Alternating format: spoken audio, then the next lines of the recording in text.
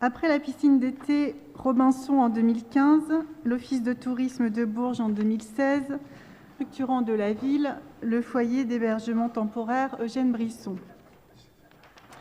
La nécessité d'investir dans la modernisation et la mise aux normes du bâtiment du foyer était connue depuis longtemps. Nous avions d'ailleurs voté en conseil municipal pour la réalisation de travaux. Cette décision de plus totalement précipitée. La situation est donc semblable à celle de mai 2015 avec Robinson. À force de reporter la réalisation des travaux, la situation s'est dégradée au point d'en arriver à une fermeture définitive. Et je crains que vous ne réserviez le même sort aux logements de Bourges Habitat, mais dont vous êtes président. Donc le même sort au logement foyer Rénal, pour lequel aucune programmation de travaux n'est annoncée, alors qu'il y a nécessité, là aussi, à moderniser et à mettre aux normes le bâtiment.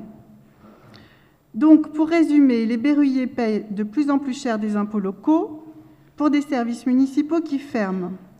Voilà en tout cas une décision opportune au moment du bouclage du budget 2017 et qui concerne un bâtiment dont l'emplacement privilégié laisse présager une opération immobilière juteuse. Et vous ne perdez pas de temps puisque vous avez demandé au conseil d'administration du CCAS cet après-midi même l'autorisation de faire estimer le bâtiment par France Domaine. Vous justifiez cette fermeture notamment par la baisse de fréquentation du foyer devenu moins séduisant. Or, c'est le retard pris à investir dans des travaux d'amélioration et de modernisation de la résidence qui est en cause. Et le rapport d'analyse des besoins sociaux de la ville de 2010 ne disait pas autre chose. Concernant la baisse de fréquentation observée, si elle est nette en 2016, je rappelle qu'en 2015, le taux d'occupation était supérieur à 80%. Alors, comme toute solution, vous renvoyez vers l'offre privée. Sauf que rien ne garantit que les établissements pour lesquels vous avez autorisé l'implantation à Bourges offriront les mêmes services que Brisson, établissement médico-social, dont la particularité est l'accueil temporaire. Unique structure implantée en plein centre-ville, à proximité des commerces et du jardin de l'archevêché, la résidence d'événements particuliers, par exemple le temps d'une convalescence ou pour soulager un temps les aidants, ou encore dans l'attente d'une place dans un autre établissement. Autre argument que vous avancez, le désengagement du conseil départemental dans la participation aux travaux à hauteur de 132 000 €, au motif que l'établissement n'est pas médicalisé.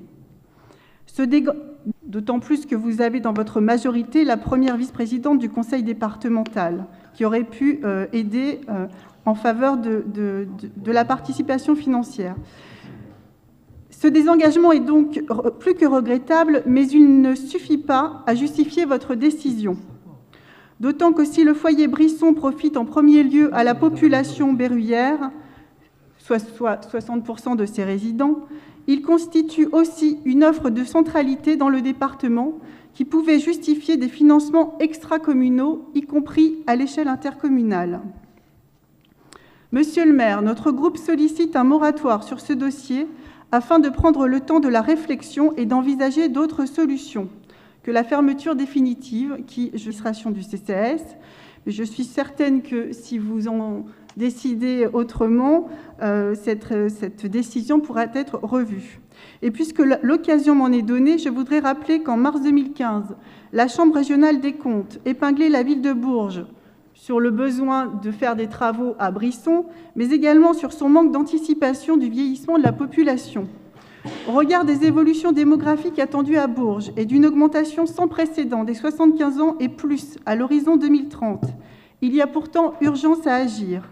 Aussi, si vous acceptez notre proposition de moratoire sur le dossier Brisson, nous proposons que la réflexion soit élargie à l'anticipation du vieillissement de la population.